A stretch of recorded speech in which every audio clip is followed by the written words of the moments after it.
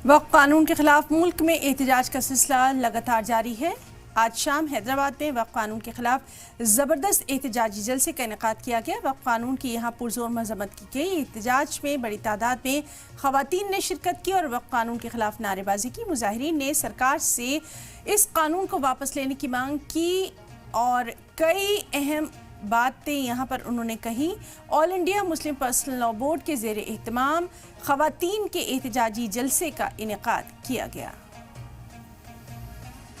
ख़वातीन के इज्तिमाई को देख कर इस बात का अंदाज़ा आपको हो जाएगा, इतनी हज़ारों तादाद में ख़वातीन आई है।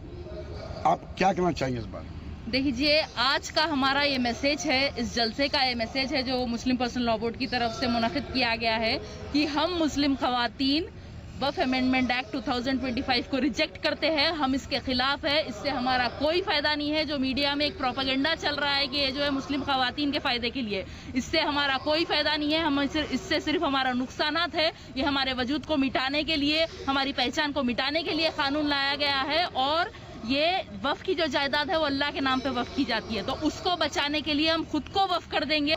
साफ तौर पर फ़रक साहबा ने जो जुमला कहा है कि वफ़ के लिए वफ़ कर देंगे, अगर ये जज्बा ख़वातीन के अंदर पूरे हिंदुस्तान में जाग जाएगा तो फिर तो हुकूमत मजबूर हो जाएगी कि इस कानून को वापस ले। और जब तक हम इस कानून को वापस लेने तक इस एहतजाज और प्रोटेस्ट को मुख्तलिफ शक्लों में पूरे मुल्क में घेरते हुए करते रहेंगे।